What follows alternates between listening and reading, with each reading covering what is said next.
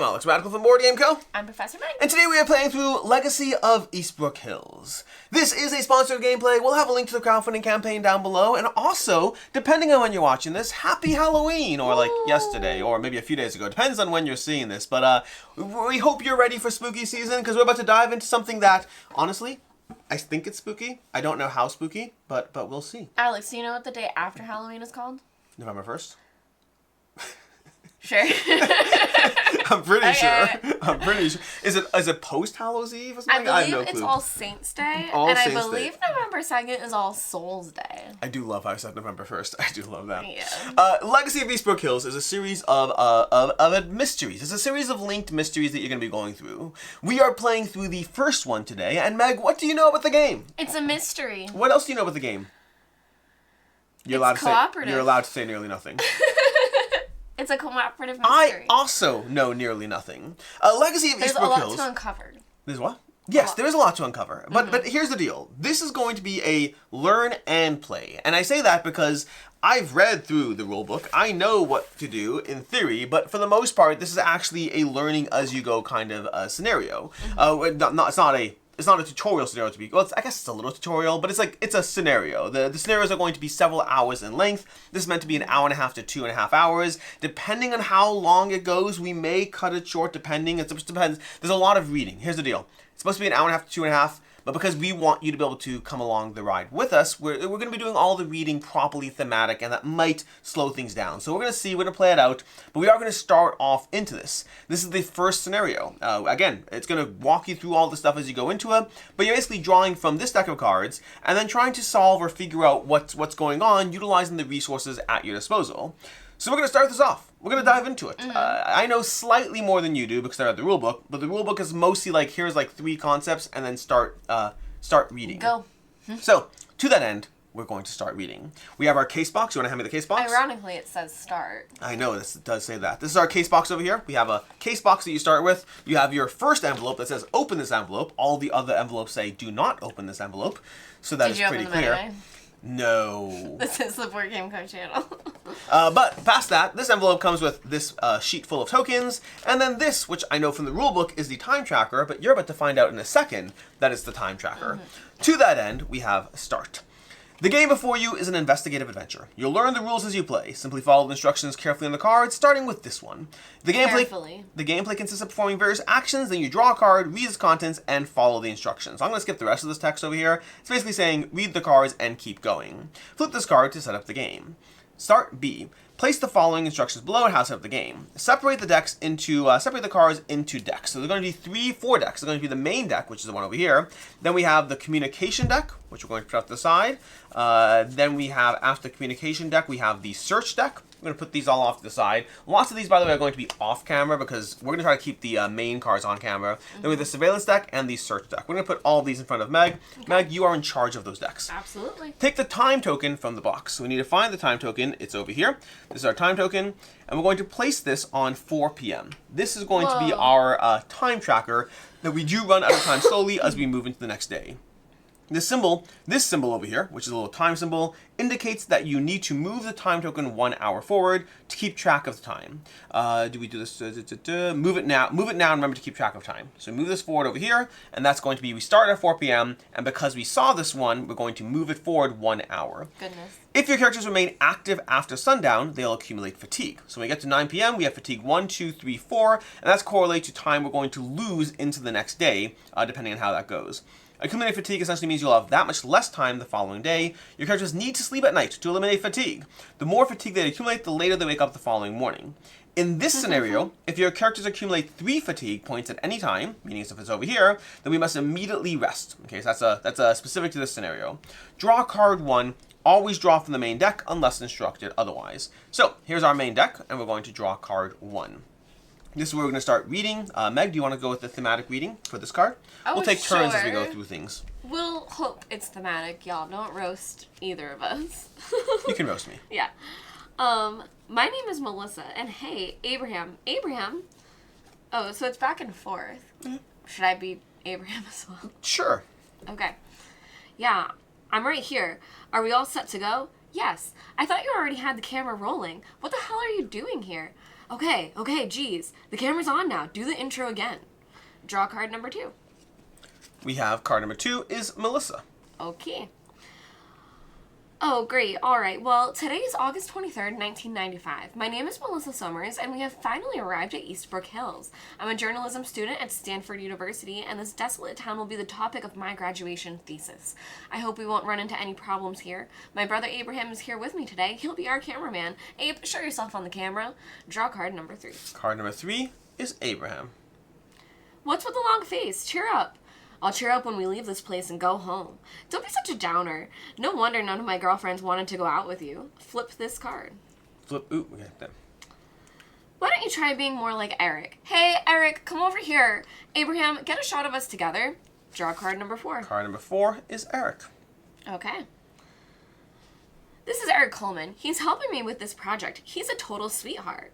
Sweetheart, he looks more like a Terminator than that baseball bat he carries everywhere. With that baseball bat he carries everywhere. Abraham smirked.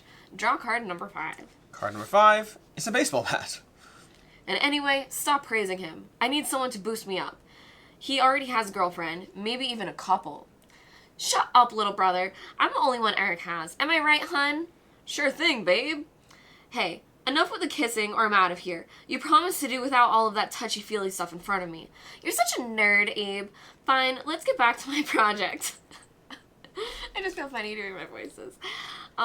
So we're in Eastbrook Hills, where we plan to spend the next few days. Decades ago, this town had a population of several hundred residents, but now it's completely deserted. There are legends of supernatural beings live here now. Draw card number 6. Card number 6 is continuing to read. So I'll take card number 6 and we'll continue. Now keep in mind my voice notes. Well, actually, you should Melissa's continue. This is still from you. Oh, it's still... You can try to be her. I'm not going to try to replicate I think we're going to be there the whole time. The town was deserted some 30 years ago, following a tragedy. According to rumors, something evil took over the old mansion, and missing persons reports became increasingly frequent in the area. Some claim to have seen sinister silhouettes in the windows of the old mansion at night. Others said that the mansion had nothing to do with these disappearances, and that other, even more ominous secrets haunted the town. Whatever the truth may be, the residents fled from Eastbrook Hills, abandoning their homes in panic. Sis, do you really believe all this nonsense? The mining company simply shut down the mine when the silver ran out, and then it went out of business. And once there were no jobs here, the locals left town. Don't give me that boring official story crap. It's obvious that the authorities are covering up the truth, and we're here to find out what had really happened. I jotted down some queries that I plan to investigate. Melissa took out her notebook and flipped through the pages. Draw card 29 and examine it. So we're going to have to find card 29, and we have our notes. So we're going to take a look at those in a second. This one over here is rumors of people and their entire families disappearing. Is there something evil living at the old mansion? That's what the legends say. What if it lives somewhere else? That's worse. Something supernatural in Eastbrook Hills? What exactly? The flip icon on this card, in the upper left of the corner of the card, indicates that you can flip it without spending a turn. So we can simply flip this whenever we want. Whenever you see a flip, there's also flips on these, which means we can flip them as we want. Flip this card.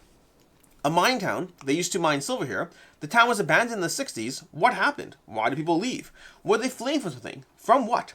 Sometimes you will see these two icons together. That's action time. That's going to be the time thing over there.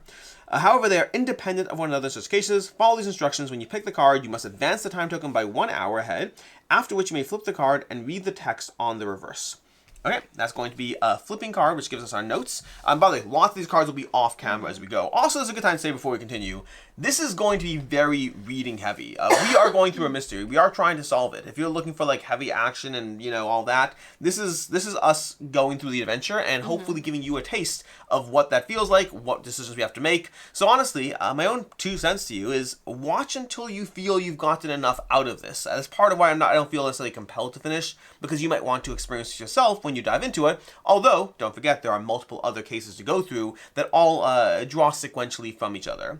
But that said, if you want to get a taste or a feel for the gameplay, watch and get a sense for like what we hear, what information we get, how we link that information together to make decisions as we go. And can I just say, like, before we keep going, games like this scare me so much more.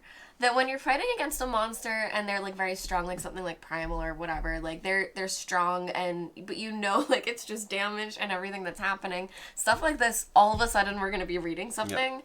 And games that do that, like, it can get very scary. I still remember a gameplay of AV Ghost and how you were doing that. Yeah, well, and this reminds me a little bit of, Arkham Horror as well, where it's like you just don't know what's going to happen until you're reading what's happening, and some of it, I don't know, I'm getting a little scared already from everything we're finding out. Also, we'll find that rumored old mansion and spend the night inside, she said, while jotting something else in her notebook. Don't tell me you want to go there right away. We spent all day on the road, and I'm tired, Abraham said peevishly. No, we'll sleep in the tent tonight, Melissa patted her brother on the shoulder, and he squirmed slightly. By the way, Abe, I've got your binoculars. Here. Eric handed the binoculars to his pal. Look in the box and take the tokens listed on your character cards. So we have 2 communication tokens for Melissa. We have 1 surveillance token for Abraham and 1 investigation token for Eric. I actually don't know. And surveillance. I believe the directions for them are on the other side. Yeah. Oh, beautiful. Okay, so we have surveillance, they're search, flippable, and it explains what their tokens surveillance, search, and surveillance, search, and communication. Those are the tokens we have. Where the hell are we anyway? Abraham looked around, but the dense foliage restricted the view. I can't even see anything from here. Some guards give you a choice of available actions. They correspond to the numbers of cards that you can draw. That's going to be, for example, over here, this is an available action. Our baseball bat has an available action that says you can use this item when you draw a card with a relevant action, which means we don't know what that looks like yet. But, can I say? Yes. Because the people may not have noticed, there's a hole in this card. Oh, I noticed. So I feel like it's going to line up with a relevant thing and like, also, hit it or be something. very careful when you show the camera cards that don't have a flip symbol, because there might be something on the back that we're not supposed to see yet. Oh. You might have gone, There was just in this case, it's nothing, but she could have been like, oh, there's a dead body. We have no idea. Yeah. Yeah. I'm glad. Yeah. And when you started turning towards you, I'm like, I don't know what's on the back, and there's nothing. So Okay.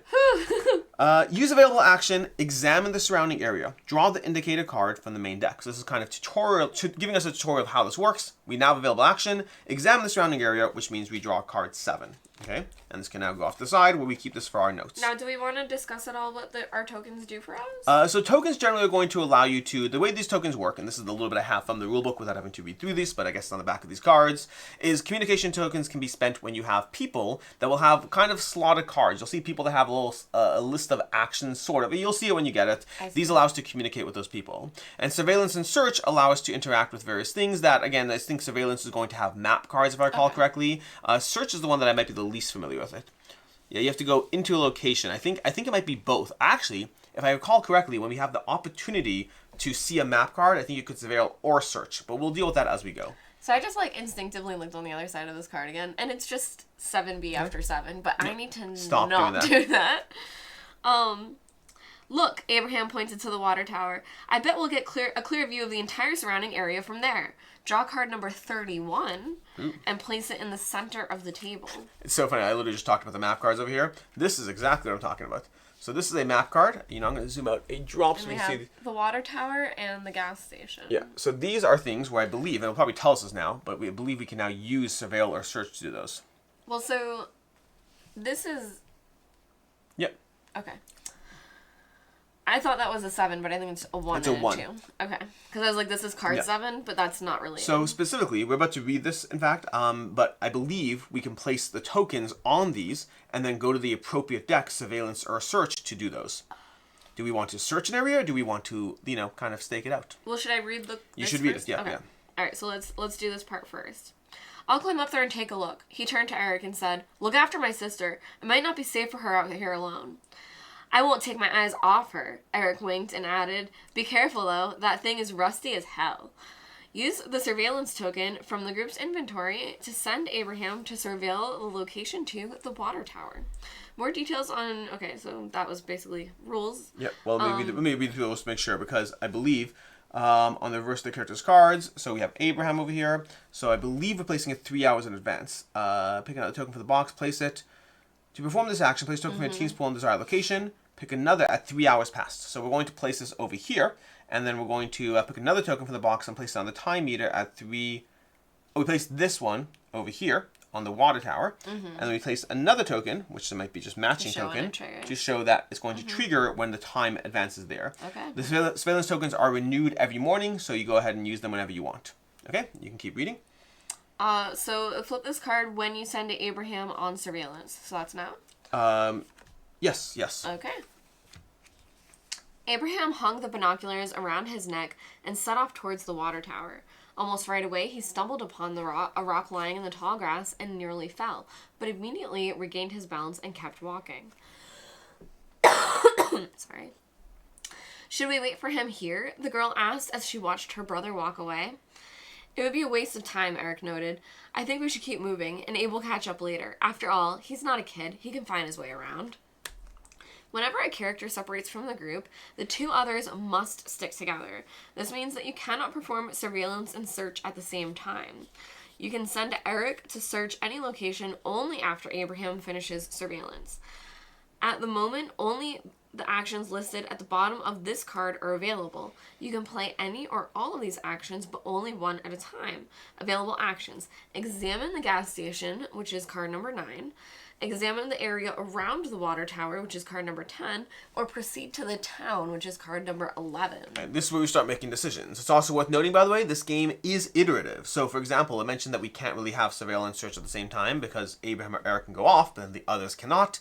That's true right now. Those things might change in later scenarios. So this game is going to develop as you play. I'm kind of a sucker for just going straight to town, but I'm fine with whatever you want to do. Actually, we're supposed to. No. Here's what. By this, for context, just so you know, the stricter way you play this is that was Meg's card, which means we're all allowed to give input, but this card is Meg's decision. Oh, well, I was gonna go to the gas station only because it's on this. Yep. It's the only one that's also on. The I wanted card. to be a rebel. I wanted to skip it all. I would skip the water tower. Keep in mind, I'm gonna make decisions on my cards, so do what you want to do. Okay. We can go to the gas station. All right, gas station's gonna be card number 9. You were saying your card. I didn't know we were doing my card, your card. We're just going back and forth. I think I do a better Melissa voice. That's fair, but I want to make decisions. You're like, but I want to be Melissa. The door was covered with old flaking paint. It swung open with a nasty creak, and we found ourselves in the semi-darkness of the retail area. You can do your Melissa voice. What's that? Melissa looked around. There were some elaborate makeshift contraptions hanging from the ceiling. Their intricate thread patterns featured feathers and small bones. These are some gruesome-looking dream catchers. All right, for simplicity's sake, do you want to do Melissa and I'll do Abraham and Eric going forward? Sure. Abraham's just going to be we can do what you want. I'm fine with whatever. If you want to put the card just down, we could probably both read it. Yep. You know. Yeah, okay. We moved on, examining the place carefully. Scattered pieces of plaster that had fallen from the ceiling and bits of broken tile crumbled beneath our feet. Apparently, before the owners abandoned their business, they took everything that held any value. Now the place was absolutely empty. There was nothing but bare shelves covered with dust, and scattered bits of rubbish and cigarette butts on the floor. The small dark storage room behind the sales counter was also empty. We took another look at the dream catchers suspended from the ceiling, and noted that they appeared to have been hung there well after the place had been abandoned. Yeah. In fact, one of them looked almost brand new. That's interesting. The dust we raised made our noses itch, and since there was nothing else of interest, we walked out with a sense of relief. This does have a flip symbol, so we're going to choose to flip that. Ooh. Scary. We got our things. Okay, let's try to hold on to that. These are things we're going to reference as we go. Okay. I would not keep going. Where's your available actions card? Because we need that in play until it's done. We have card number 10, which is examine the area around the water tower. Yeah, we should leave those in play until we resolve them all. Proceed to the town, which is 11. Okay, well, this is still your card, so I'm going to continue to make... no, you can pick now. Well, we can go to the town if you want. I wanted the gas station, which honestly turned out to be a nightmare. So... So we got card 11. Now, the first thing to note is this now has a 1 on it, so now this is going to advance. Whoa, wrong one. This is going to advance. Okay. All right, you can read this one, because I read the last one. We returned to our car and drove to an empty parking lot. From there, we could see the central part of town, uneven rows of shabby houses with boarded-up windows, and a wooden Catholic church. We got out of the car and were about to move on when a crooked figure emerged from a nearby house. Melissa cried out in surprise, but quickly realized that it was just a scraggy elderly man dressed in old baggy clothes. Limping, he approached us. What is an old man doing here? I'm terrified. Putting up dream catchers. What brings you here? He asked in a raspy voice. We thought the town has been long abandoned, Melissa mumbled, perplexed. We just wanted to look around and weren't expecting to meet anyone here. She's sassy. The old man grinned, stuck out his hand, and introduced himself as Joe. He said that although the town was thought to be abandoned, there was still a couple of dozen residents there, mostly elderly people who decided to stay when everyone else was leaving. Draw card number 32 and place it next to card 31, thus expanding the map of the region. Flip this card. So what do we have now? The church? We now have the church and the residences. Okay. The city parking lot. We asked if any of the remaining townsfolk were willing to talk to us. A handful, if any, Joe answered. The locals don't take kindly to strangers, and probably won't answer your questions. They don't like visitors spreading rumors about our town after they leave. We're all good Catholics here. And the church. ... The old man abruptly fell silent and tilted his head slightly. A moment later, he excused himself, saying he actually left his home to get some water from the well. Joe, could you tell us where to find the old mansion? Melissa asked as he started to walk away. Peter, the groundskeeper. The old man turned to us and waved his hand towards the town. He won't let you inside anyway. This place gives me the creeps, Eric. Wait, Eric's that one. I need to remember my voices. This place gives me the creeps. Eric took off his backpack. We had no idea there were still people living here. Who's reading now? You. Yeah, well, at least we have someone to ask about the origins of all the rumors about the town.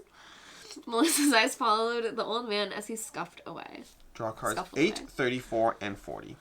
Available actions: walk around the downtown and examine the residences. Number 13, walk around the downtown and visit the church. Number 14, rest action, spend the night in the tent outside the car. Available starting at 8 p.m. Which we are not up to yet. Alright, we have over here. On the back of this card, there's a conversation topic. You can discuss it with any character currently available for communication. A new action is available. Communication. It's one of the primary methods in an investigation. You can use it at any time. See more information on the back of Melissa. Communication does not consume the time scale. However, communication token is required. You can always skip an hour to restore 2 communication tokens. So we can give up an hour at any point to get 2 communication tokens back. You can discuss the same topic with different characters if you want. This is going to be this. We have this topic. The topic is the town legends. These are going to match up with characters to give us our opportunities. Okay. On the back of this card, there's a character with whom you can communicate to discuss various topics. This is Joe. This is our raspy old Joe. The way it works is you line these up to try to figure out what you're going to talk about, and that's going to give you the numbers of the cards. So do we want card 34, 28, do we want card 7, or all that? I believe. We'll have to go through that. You may find yourself in a situation when you have a number of cards with no new actions available. Put such cards aside to avoid cluttering the playing area, meaning once we've resolved the card that we get rid of it. Please keep in mind the following important aspects of the game. If a card has available actions, they remain available until they are performed. You don't spend time on moving between locations. The game does not concern itself with where the characters are at any time. If you fail to use the special actions before going to sleep, they will simply be wasted because these are all going to refresh every morning. When the time token reaches 11 p.m., you must perform the rest action, spend the night in the tent outside the car. That's this action over here. However, you may choose to rest earlier, starting from 8 p.m. if you wish. See the back of this card for an example of a convenient game layout. We recommend that you arrange the game elements this way. So there's going to be some idea of how we arrange things. We will not be doing that, at least. Well, we'll see what we do. We're going to keep central things on camera for you, but even our characters we may slowly move out to give you the central stuff. All right, that gives us those cards over here. We now have, basically, we can do a few things. We can try to talk with Joe about any one of these topics over here, or we can go to the water tower, or we can walk around the downtown, We cannot rest. So I believe currently it's your turn to make a choice. I feel like I just did the choice. What was the choice? I think it's your choice now. Isn't it? I proceeded into town, and then everything from there was talking to Joe. Okay. And how do we talk to Joe? So I don't fully know the thing. I'll look it up as we go through it, but I believe you're going to align a topic and say, oh, we want to talk about, how do we do this? We have to line, so we line it like this. It's the only one that does. It's the only one that does, yeah. So O2, it's going to be O2 in conversation. So should we talk to Joe? That's your choice right now. We're going to take turns on choices instead of cards. I think it's simpler. Okay, so let's talk to him. So we go to communication O2? Yep. Oh, we should read these over here. Joe has, and these are separate things that we're going to combine. Joe walks with a limp and looks feeble. He's an unpleasant body odor, and it's hard to believe he's still capable of doing everyday chores and taking care of himself. And with the town legends, before we met the old man Joe, we thought the town was uninhabited. Now we know that's not true. Perhaps the locals can shed some light on the mystical rumors that brought us here. What do they eat? Alright, so we do have to spend a communication token, so we're going to spend that. We'll leave it here because we can refresh it. And it's my turn to read. Joe about the town legends. So this is going to be Joe about the town legends. It connects the two. We went to see the old man again and asked him to tell us about the history and legend of Eastbrook Hills. Joe chuckled and said that the main legend in town was Gorgeous Molly, who owned a small store even before people started leaving the town, and that she knew all of its secrets. Joe scratched his head for a bit, then raised his finger, smiled, and gave us directions to the store. The old man lamented that his memory wasn't as good as it used to be. He could remember little from his past life, and was now prone to forgetting even the simplest everyday things. But he could still remember that in the 1960s there was some kind of calamity, after which the Leclerc family shut down the mine. I think there was something in the mines. The old man looked uncertain and rubbed his forehead. My memory is good for nothing these days. In general, the people in this town were a deeply devout bunch. Pretty much everyone attended church and prayed. The preacher was good too. He preached. Joe strained, trying to remember more, but the confused look on his face told us that he had reached his limit. Flip card 32 so that 32B is revealed. See, this card does not have a flip icon, but nonetheless, it could be flipped, going back to my note and concern about the baseball bat earlier. We now have the store over here. Available actions, visit the store. Okay. So we're going to add this to our available actions card. In fact, I think now is a good time to kind of move these characters a little bit off to the side, because you know they're in play, you know the characters. We'll reference them, yeah, I guess so. Let's do that. And then we're going to put our map up here. We'll put our gas station. So this will be something that we have a little bit off as our reminder. And we have our available actions over here. This gives us all of these. All right, I believe it is my turn to make a choice. Yes. This goes back to our notes and things. That's all of that. Okay. Walk around the downtown, examine the residences. Walk around the downtown and visit the church. We talked a lot about the preacher. Let's go to the church. We're going to go to card 14. Card 14 over here is going to be the church. I believe it's to you. Oh, we cost a time. We have a time marker on it, so we advance time by 1. Okay. Next, we went to the church. The sight of its dull, scuffed walls and the slanted cross was disheartening. Before entering the church, we looked around. The old mansion that could be seen from here looked shabby as ever, and the utility buildings by the mine down the road even worse. Draw card number 33 and place it next to cards 31 and 32, expanding the map of the region. The map, it grows. I expect it's going to be a mansion and some utility buildings. It's a mansion and the mine district. Okay. We pulled the copper ring knocker, and the door opened with a squeal. Inside, the church was neat and tidy. A young girl was sitting in one of the pews.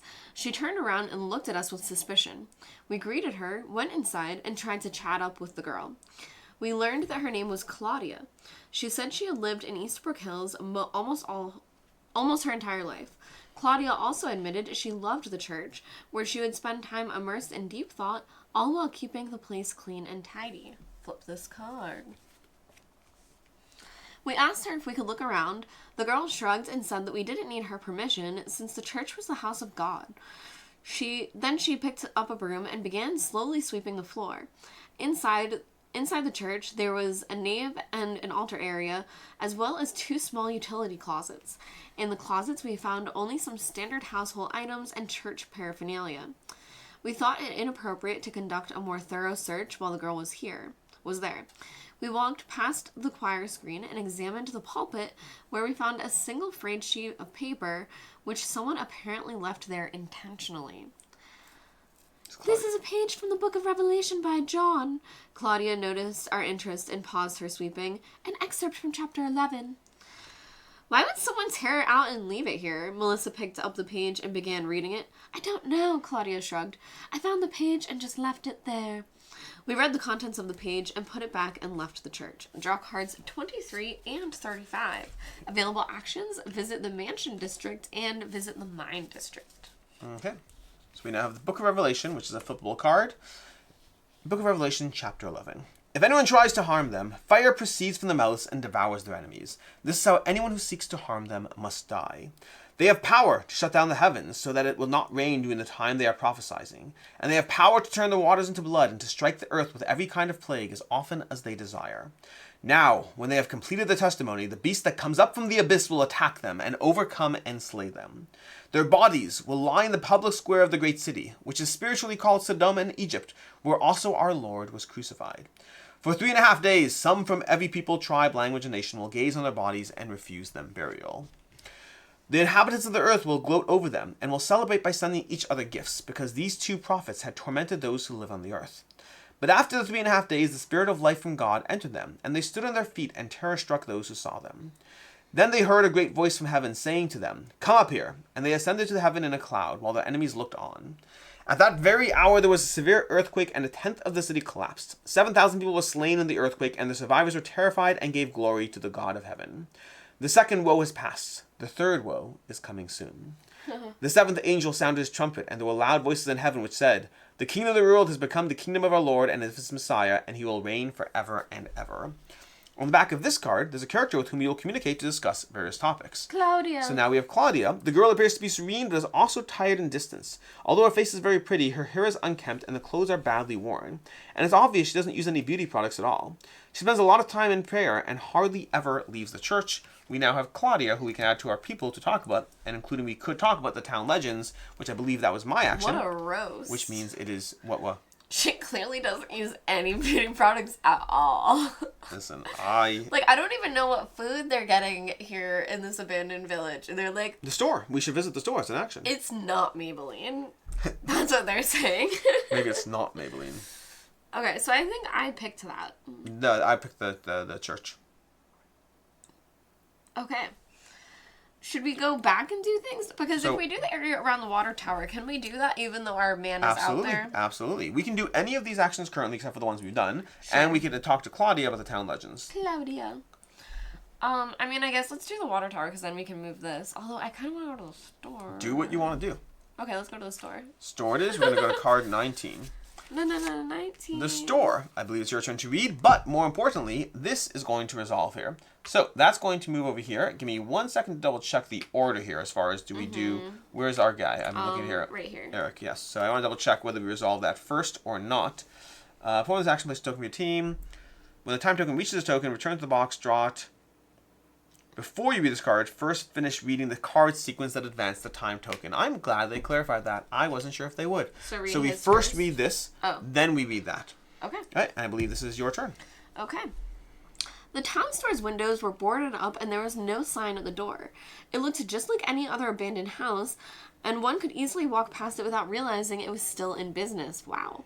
This is almost my dream to, live in an abandoned town with, not much, but, running a store. That sounds so cool. You have interesting dreams. Oh, that sounds kind of fun. Okay, inside was a small retail area dimly lit with electric bulbs. The store looked more like a flea market. The shelves were full of random items, everything from simple things like matches to amulets, skulls, and handmade rag dolls. Behind the counter stood an elderly woman who was engaged in an agitated conversation with a visitor, a petite, middle-aged woman. Of course. I love this. I don't know what else to tell you. The storekeeper suddenly noticed us and stopped talking, but a moment later she smiled and gave us a welcoming wave. There's something you're not telling me, the second woman paid no attention to us. Molly, look at me. I won't give up that easily. You hear me? Please, Vera, come back some other time. I'm tired of telling you the same thing over and over. Molly gave the old lady a tired look. I'm not going to remember our voices. This is so epic. Okay. The thing is I gotta see who's doing it. Yeah. I'm staying at the house across the street. I'll come back here tomorrow. If you hear anything before then, let me know. With that, the woman spun around and walked out. The storekeeper smiled at us again, then introduced herself. Molly Kirby, please come in and look at the goods.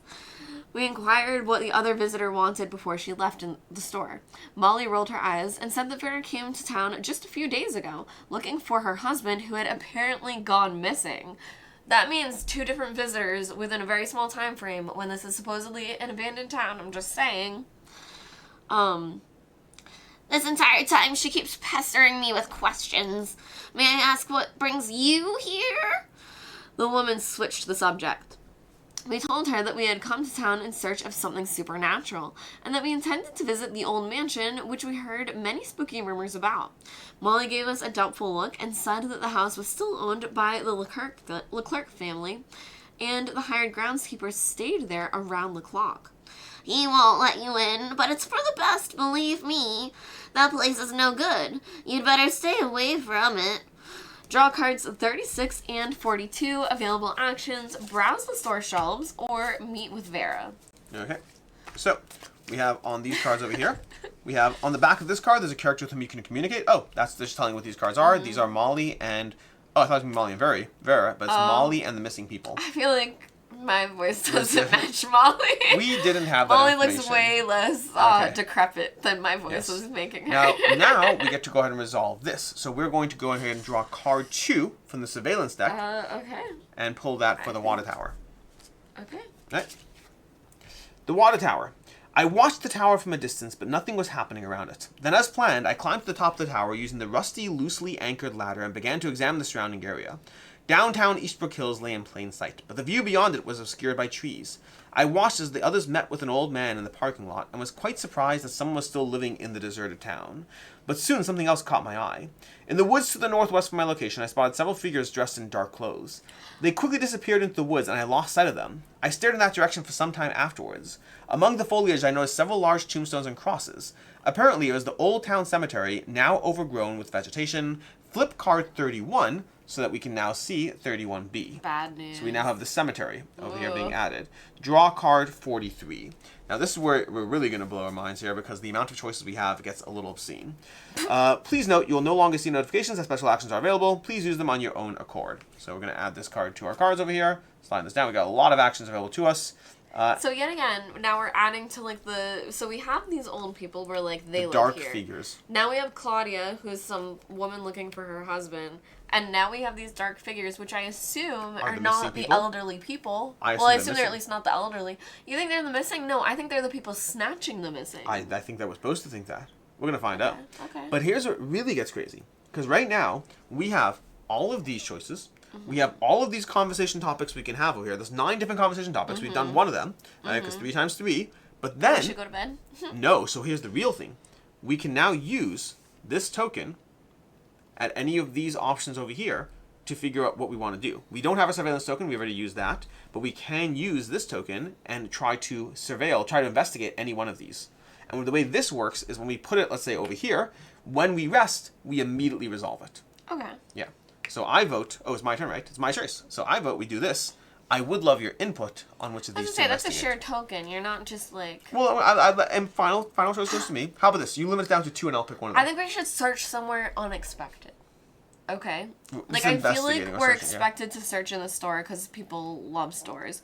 Why don't we search the mansion? I was looking at the mansion, so that's going to be an easy yes for me. So we're going to put the search token down here. We're going to put this 3 hours ahead. We'll probably rest before it resolves. And now, don't forget, we also have a communication Do you token. think we're going to find a ghost in the mansion? Possibly. But we do have 1 communication token, and we need to spend 1 every time we talk. So I vote we...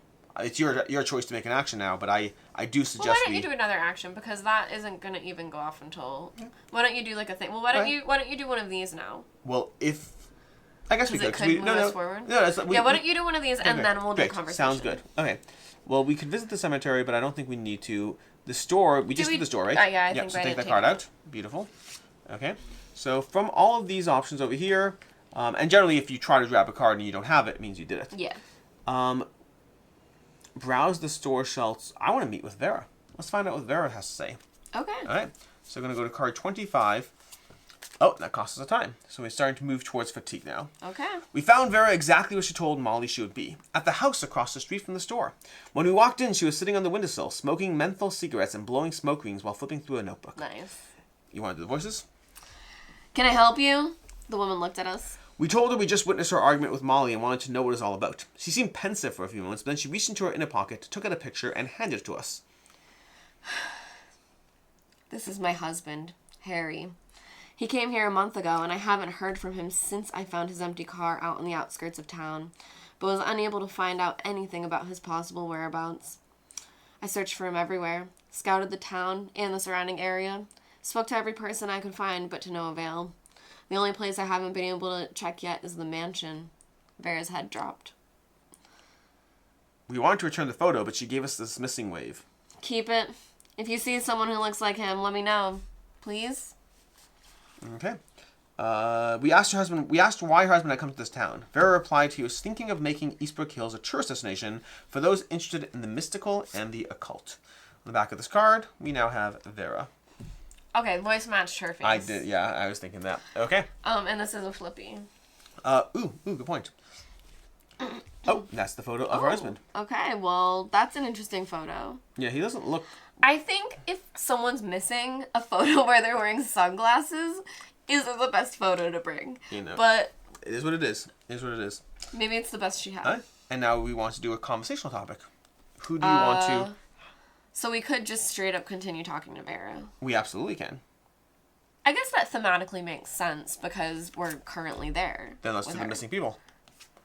What is it? The missing people, the dark... No, let's ask her about the dark figures because she's only been here so long. I want to know more about that. Let's ask everyone about the dark figures. So... Oh, wait, this is our last conversation? There's no... Until the next day. There's no matchup, so we can't ask about the dark figures. I want to ask about the dark figures. So you want to ask someone else about the dark figures? Let's Molly see. looks... I'm thinking Joe. Joe? I'm thinking Shady Joe. Joe can't remember Jack. I mean, Joe can't remember anything. But I feel like he might... Let's find out. I don't know. Let's see if anything lines up. There is a card 3. Up to you. My boy Joe, like, I'm feeling it. Okay. I'm feeling it. Conversational token spent. Again, we can lose an hour to get these back if we want to have more conversations. And what card is it, 3 for the communication. Now again, this is where like the amount of options we have at this point is a lot. Oh, this is your turn to read. Okay. Oh, but that was Joe. good choice. Good choice. But you're Joe. Yeah. When the old man heard our question, he quickly crossed himself in fear. He said that back in the day he had heard some terrible rumors in town about the dead coming back to life, but he had never seen anything or anyone of the sorts. I remember how the townsfolk used to come to me and share. The old man paused. Come to think of it, why would anyone have come to me? It feels like my memory is failing me. But I remember that I had this thing. I kept it in a room inside the church. Joe looked at us confused. It was something I owned, but I can't remember what it was, or where I put it. You said you kept it in a room. What room? Stop messing with my head. The old man waved us off and walked away.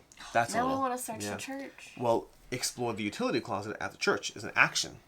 So, and again, I think we do get information. Like, we heard about the mansion. Like, it happens to be investigating the mansion, and we just found out that that's what is in the closet? We don't really know, we right? don't really know.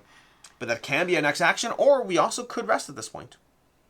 We've spent all our tokens. He said, I had this thing. I kept it in a room inside the church. I had this thing. That's all he said. Yeah. I believe it's currently your choice to make. And that's a good... I like your... I just made the choice of who to talk to. So I was going to say, I like that... We did something with the token. I like the idea that the tokens are collaborative and the actions are reaching back and forth. Okay, so these can move. Yep. Although, just because I'm obsessed with these people in the cloaks, can we just see who does line up? Because we don't have any more tokens yet, but I just want to know if we line up with... Vera does not, we found out. Yeah, this one, Claudia does 13. Okay, but that makes sense. And 23. Wow, everyone knows about it. Everyone else knows. All right, well, that's something that I'm interested in. How do we get a thing back? We spend an hour? So we can spend an hour to get back communication tokens, or we could rest at any point. All right, let's do this first, because this might not take us any time. Okay. So let's do this, which is number 30. And then after that, I highly suggest maybe we continue talking about the people. We should rest. What's one more hour? We can do it the next day. We should get tokens back the next day. Yeah, but then we could have 4 conversations. Oh my gosh. All right.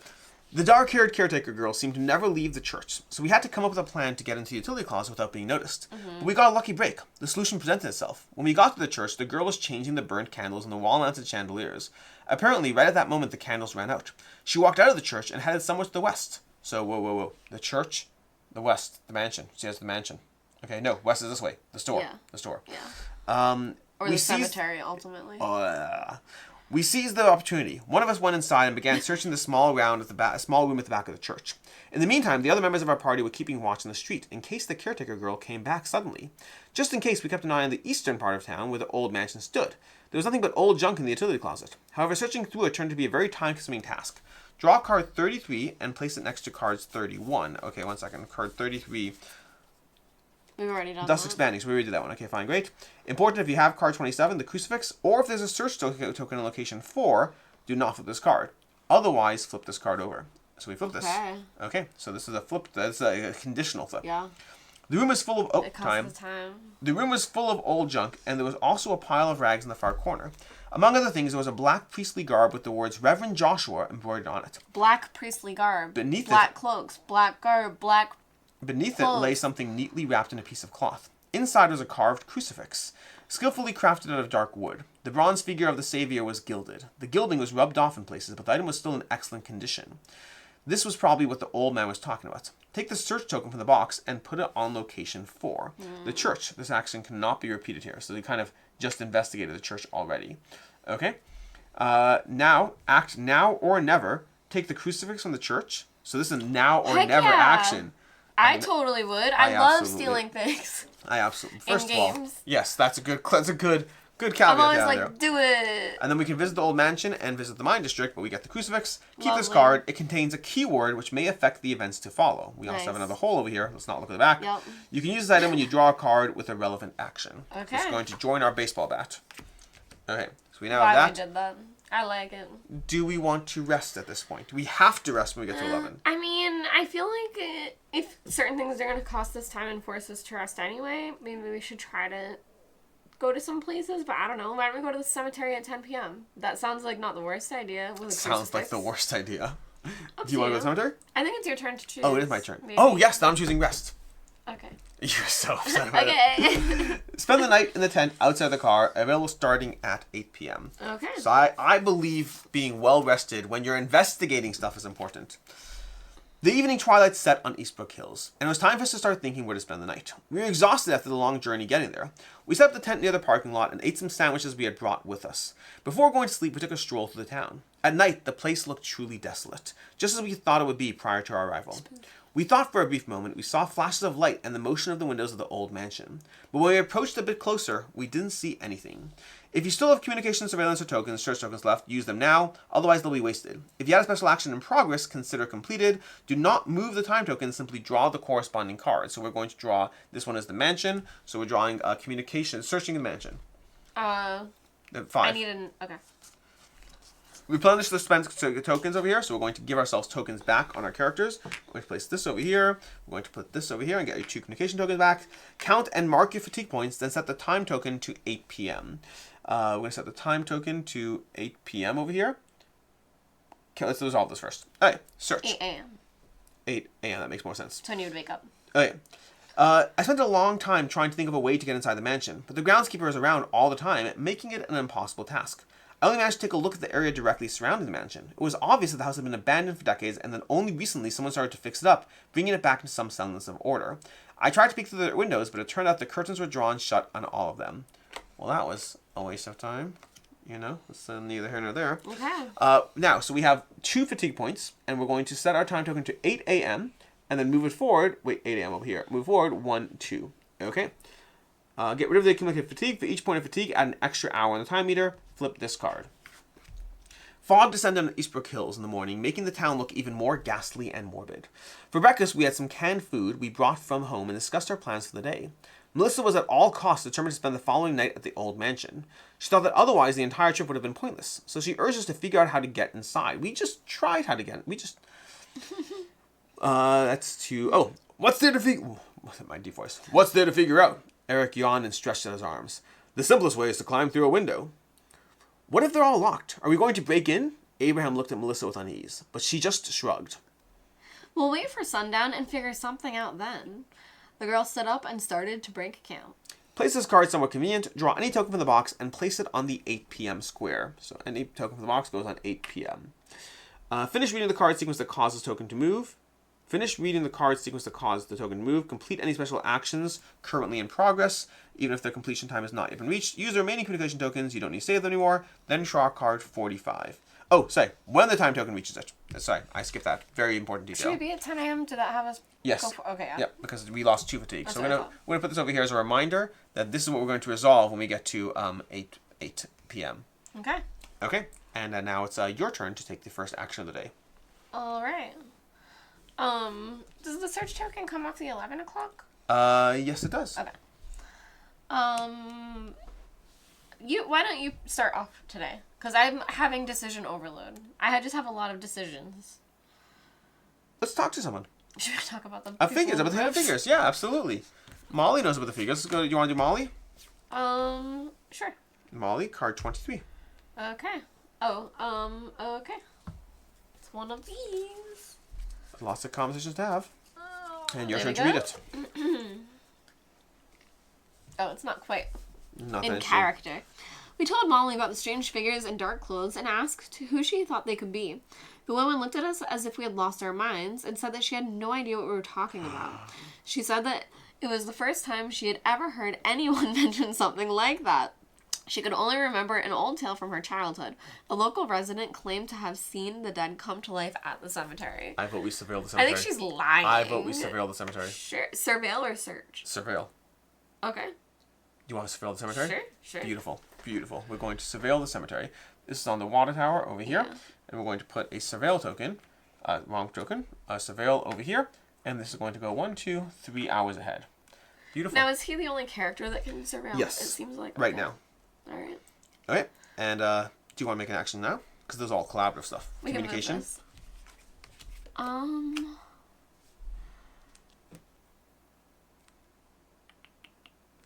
We met with Vera, correct? Yes. Okay. I am going to remove this card because this one, we took the crucifix. Yep. And then it has 16 and 17, and that's also on this card. That seems reasonable. So I think certain things all lead to, yeah. Okay. Let's go to 13, walk around the downtown and examine the residences. I think we did that one. No, we did not. We did not. Lives here. The residences. Alright, we advanced the time. The town of Eastbrook Hills looked abandoned, but it was not entirely true. Several homes were still inhabited, although they didn't look much different from the surrounding houses that had been abandoned. We tried to chat with some of the locals, but they flat out refused to talk, just like Joe said they would. Some of the elderly people simply sneered at us disdainfully and drew their curtains shut. We walked around the downtown area. The street was dusty and full of cracks. To the east, we could see a grand old mansion. A bit further to the south was an old mine district with a bunch of rickety shacks and utility buildings. Draw card 33, which we did already, and this again, to your point, 16 and 17, or examine the empty residences. So at this point, we can remove this one. But also, it does make me think the game wants us to move towards 16 and 17. Perhaps. A lot of things do lead to that. Should we examine the empty residences? Because that will flip the card. Potato on that one. If you want to, you certainly can. Up to you. I will go visit the mine district. Okay. Okay. So for card 17, we're going to visit the mine district. Pull it out. We have the mine district. I feel like scary things are... I think I'm trying to avoid the really scary stuff. As we walked away from the downtown, the surrounding houses looked incredibly shabby. Apparently, the oldest houses were built nearest to the mine, back when the town of Eastbrook Hills was just founded. Nowadays, they're completely uninhabitable. Pretty soon, we reached the buildings of the old mine compound situated at the foot of the hill. The area was overgrown with shrubs, through which we could discern the old rusty rail track. Several wooden minecarts stood there, the wheels rusted, stuck to the rails. Most of the compound had long collapsed, but the main building appeared to be structurally sound. Above it we saw a time-worn sign, Leclerc Mining Company. That's a name that's come up before. We entered the building and found ourselves inside a large open industrial space with several smaller adjacent rooms along the perimeter. There was also a tunnel leading down under the hill. The room was littered with rotten crates, upside-down minecrafts, and countless piles of construction debris. Amid all this chaos, we noticed a couple of very old crates with black letters TNT on the sides. The crates were stuffed with cylindrical explosives, all of them now deformed and covered in mold. Holy crap, these crates are full of dynamite. Oh, sorry, your turn. You did. I hate mold. Yeah. Holy crap, these crates are full of dynamite. Melissa snapped some photos. I wonder, why did they leave it here when the mine's closed?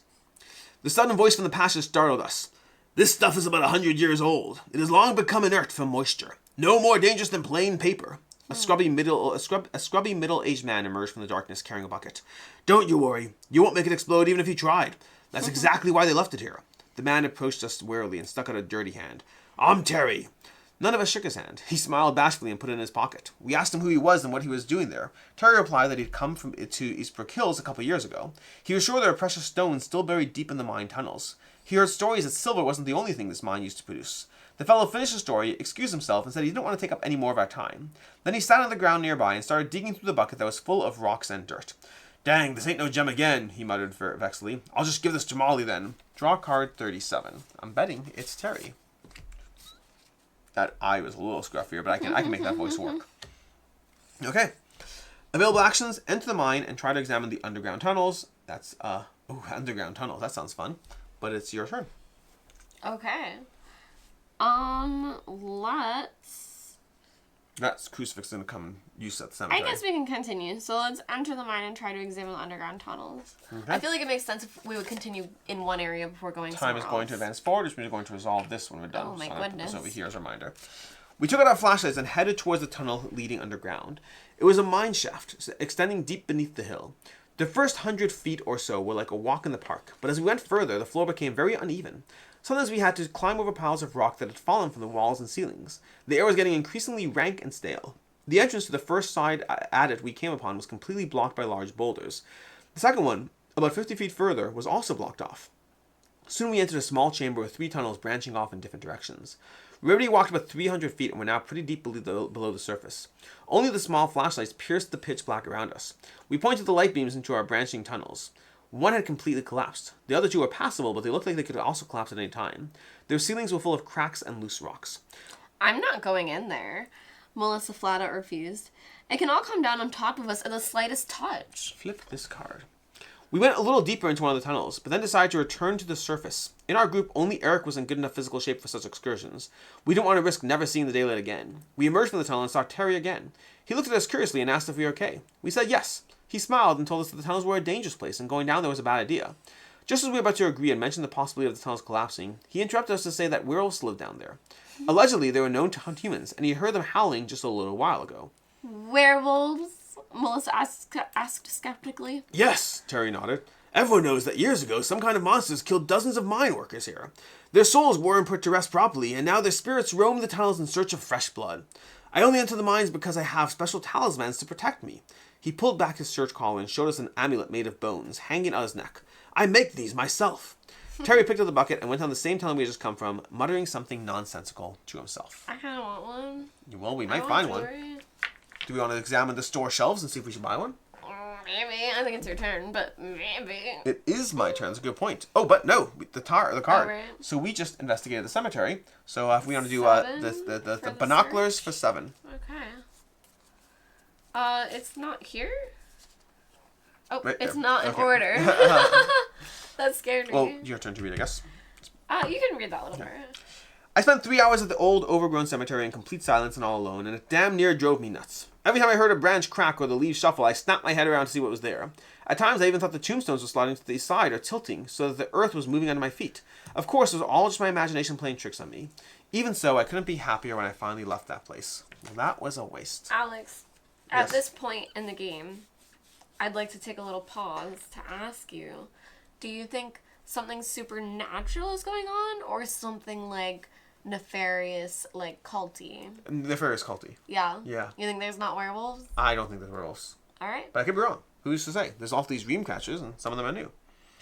Alright, well, we also, here's a good time to discuss whether we want to use Eric's investigation. True. I think that would be good. And I think you should choose because my choice of the cemetery did not go well. So remind me of what he does it at locations? Yes.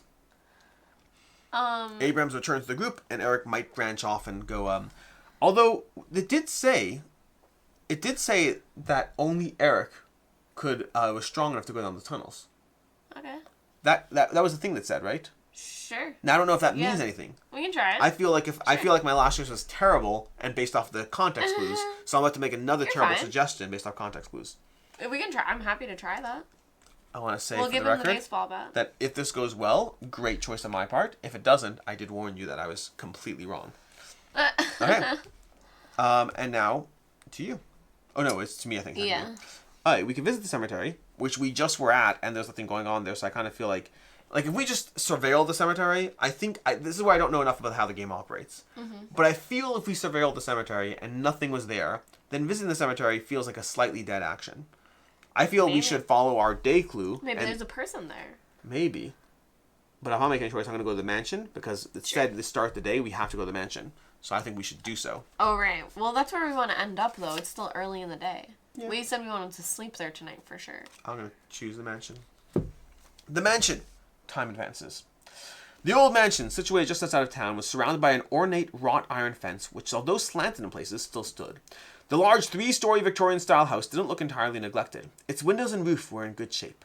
The yard was also in decent condition. The lawn was freshly mown, and the few remaining bushes and trees were trimmed. We approached the large gate and saw a middle-aged, stocky man walking towards us from the direction of the house. "Who are you, and what do you want?" he shouted. His icy tone was not all welcoming. We explained that we just wanted to see the estate, but his response was just as rude as earlier. "You saw it. Now scatter." We asked whether he was the owner, but he replied in the negative. He said that the owner of the estate lived elsewhere, and that he, Peter, was only recently hired for janitorial duties and to ensure security on premises. "I do grounds maintenance and look after the house," Peter added. Flip this card, the mansion.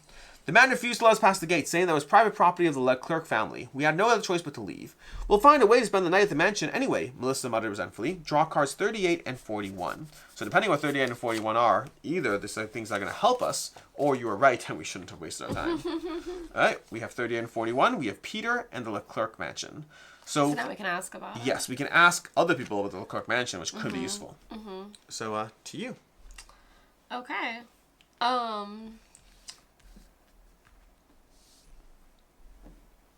Okay. Something just distracted me that I was thinking about what that last guy Was said. it Peter? Yeah. Something about Peter I'm just still thinking about, but I don't feel like we want to talk to him. I feel like we want to talk to other people about how to get into the Yeah. Clerk Mansion. Okay. Let's go back and examine the area around the water tower, because I'm just gonna wonder if that, is gonna lead us somewhere. And so we visited the old mansion and but we haven't done the empty residences. Correct. Okay. Okay. The water tower. 1. And this is a flippable card. The water tower stood on the top of the small hill outside the town, separated from it by a bush-clad plain with some sun-dried patches of lawn here and there. We made our way through the thorny bushes, approaching the rusty metal structure, and circled it. It's been quite a while since the tower was last used, and the metal tank walls were cracked in places. There was some writing made in once white paint that was now faded and barely visible on the tank walls. However, we managed to discern the crooked wards that were painted not long ago. The second woe has passed. The third woe is coming soon. Scary. That's from this over here. Yep. Okay? Which one was that? That was 14. The second woe has passed. The third woe is coming soon. It's the church thing. I know, but I'm wondering if the number... Does this had to do it too? Or something? The thing I'm wondering is if 14 is going to be relevant. Okay. We walked around some more, but found nothing else that caught our eye. The water tower. Okay. It's a water tower. That 14, I think, is potentially key. Okay. The thing that's interesting is it has a flip here and a flip here. You can flip it back as much so as you we want. basically keep it like as a picture. Yeah, All right. it's referenceable material, and you don't lose the point again, obviously. All right. Interesting. Interesting. I vote we talk to someone Sure. about the Leclerc Mansion, and I vote you choose who we talk to. Who do we trust the most? I still like Joe. I feel like Joe knows. Joe's been here literally the longest. Joe is He knows card everything. 1. Card 1, my man. He knows everything. Joe knows all. Trust in Joe. Okay. And that's going to give away our time token, which we can spend an hour to get it back at any point. If you want to read it because you're Joe. You sure? Well, it's going to be a lot of Joe. Before he spoke, the old man shifted his eyes around in silence, as if trying to remember something. Oh, well, the owner's family was just Mr. Lewis and his wife, so the mansion was never bustling with life, you see. The owner barely appeared in public and did not attend church. He devoted his time to whatever experiments he conducted there. Joe was lost in thought for a few moments. Many of the townsfolk had never even seen him. His wife, Madame Jacqueline, was always in charge of the business and household. We asked him to elaborate about the experiments he mentioned. The old man said Lewis was a scientist and a medical expert, who even published some research papers. The old man could tell us nothing about what became of the Leclerc family. He only remembered that the owner and his wife left the city soon after the mine shut down and they never returned. The mansion's been empty ever since. To be honest, that mansion always had a bad reputation. There are rumors that the owner conducted terrible experiments on living people and kept many bizarre medical contraptions. But I spoke with Madame Jacqueline on numerous occasions, and she seemed a good Christian to me. She even attended my church. Your church? Oh. Your church? Melissa asked in surprise. Yes, our church. Isn't that what I said? The old man gave Melissa a skeptical look and ended the conversation. That is interesting. I feel like that's not weird to say, though.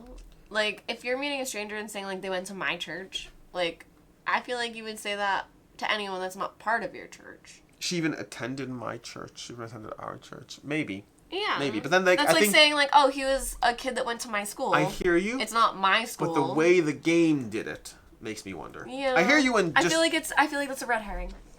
It might be. We stand Listen, Joe. I've gone to the cemetery and now the mine district based on red herring. I think that was a red herring on Joe's character. All right. I believe it's your turn. I thought I picked top. No, I said we're going to talk to someone about the clerk, and you just choose who. Okay. It was a communal thing. But I picked the thing before that too. Sure. Up to you. I don't mind either way, but I so feel like I'm picking. Here's what I'm I feel like we I'll make want it easy. different I'll make it easy. I'm going to spend an hour and get back 2 of these tokens, and that's going to advance this, which means now we get to find out how wrong it was about the mine district. Okay. Can we get a search on the mine district? 6. Let's see. 6? Would you like to read it? Sure. I took my time exploring the remains of the mine compound, but there was nothing of interest there, so I decided to venture into the mine tunnels and look there. I entered the tunnel leading underground and moved forward into the darkness, using a powerful flashlight to light my way. I would never go somewhere dark with just a flashlight, because if that flashlight breaks, you're in the dark. Oh my gosh, this is so scary. I passed 2 collapsed side adits and found myself in a large space with 3 diverging tunnels leading out of it. I exercised utmost caution as I moved ahead to avoid triggering the tunnel collapse. The walls and ceiling were full of fractures. It was also important to memorize every fork, turn, and descent I passed on the way. It was getting difficult to breathe, and in places I had to crawl, squeezing my body through the narrow passages where the rock had collapsed. The tunnel network turned out to be a real maze. I imagined how easily someone could have gotten lost in there. It would have taken days, if not weeks, to explore the entire system of tunnels. I've been spelunking before, but this place really gave me the creeps. And the further I went, the scarier it became. At times, I thought I heard noises, perhaps even voices. I stopped and listened, but could hear nothing except the ringing silence, as well as my own heartbeat and labored breathing. It wasn't long before my clothes were literally soaked in sweat. Draw card number 10 from the search. I told you there was no chance I was wrong. I told you. Okay. Here, I found nothing but empty tunnels, most of which looked as if it were about to collapse. I decided to check a couple more tunnels and then start heading back when suddenly my nose was hit by an odor that couldn't be confused with anything else. I think when they get scary, I don't want to be, I'm getting... Decaying flesh. I didn't just say it in my head, but the words actually escaped my mouth. I want you to read it because I'm too scared. There was no echo in the tunnels. The sound of my voice was absorbed, as if it never existed. My heart was pounding wildly. I took a few steps forward and found myself on the edge of a downward tunnel, descending at a sheer drop. I pointed the flashlight down and recoiled in horror. At the bottom lay a human body. No. In the beam of my flashlight, the deformed face of a corpse was staring at me from the darkness, with black, empty cavities where the eyes had once been. I didn't see any more details because my instincts screamed at me to run from that stagnant grave. I don't remember how I got to the surface. Thank heavens, even in panic, I was able to find my way back. Although now I wonder if it's just my imagination playing tricks on me. Perhaps, but even the thought of going back down there alone makes me shiver.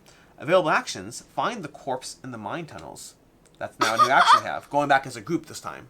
Oh my gosh. Well, that worked out well. I'm glad my cemetery thing was a complete bust, but my Joe in the Mine District thing might have been an important part of this. I literally was getting scared that I was afraid of what was going to happen. Sure. As a group. If you want to. Card sure. 28.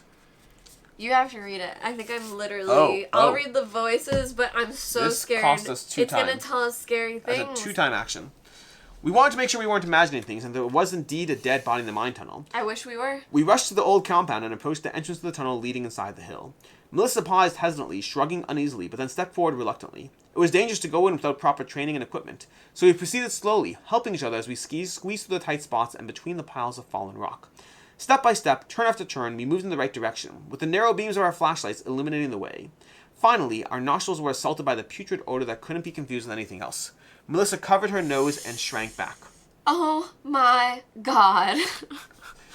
She lingered behind, hesitating to approach the dark hole in the ground, where the smell of decay originated. The body lay face up at the bottom of a shallow pit. The right leg was twisted at an unnatural angle, and the dirty hands were still clenching an extinguished flashlight. You see? That's happened to him. Well, but the flashlight would burn out eventually. The deceased was dressed in a light shirt and black pants. Yes, light shirt, black pants. Maybe. Pieces of torn brown sweater lay next to the body. A piece of the same fabric was wrapped around the broken leg as a makeshift bandage. Jesus. Oh, that's you. Jesus. He was alive for a while, probably trying to climb out. Melissa leaned against the wall. We must inform the police when we get home. When we get home? We had an overwhelming urge to get out of here. The disgusting smell and growing fear added to the sensation. Draw card 44, take the search token from the box, and put it on location 6. The mine. This action cannot be repeated here. Oh, we did that already. Okay, cool. And now we have him, who's definitely him because of the brown sweater and we can talk. Oh, we should talk to Vera about this, which would be heartbreaking. Vera? That's her husband. Oh. That's her husband. She don't know about it, so I don't think we should tell her. Well, we have talk tokens. I wouldn't tell her. Does Vera line up? Because I assume Vera lines up. I want to ask Joe again. Vera does not line up, it looks like. Oh, maybe 20. Yeah, 20. Yeah, I mean, we should talk to Vera about it. But also, keep in mind, we also still need to find out about how to get the Leclerc Mansion, if we want to talk to people with that. Yeah. So we have topics, and I think it's your choice, your decision now.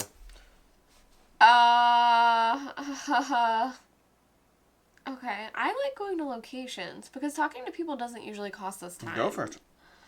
And where it's getting closer to the end, it said to put a token on 8 p.m., but Did it say something triggers at that time? When we advance to 8 p.m., we're going to read a bunch of stuff. Okay, so something will happen. Yeah.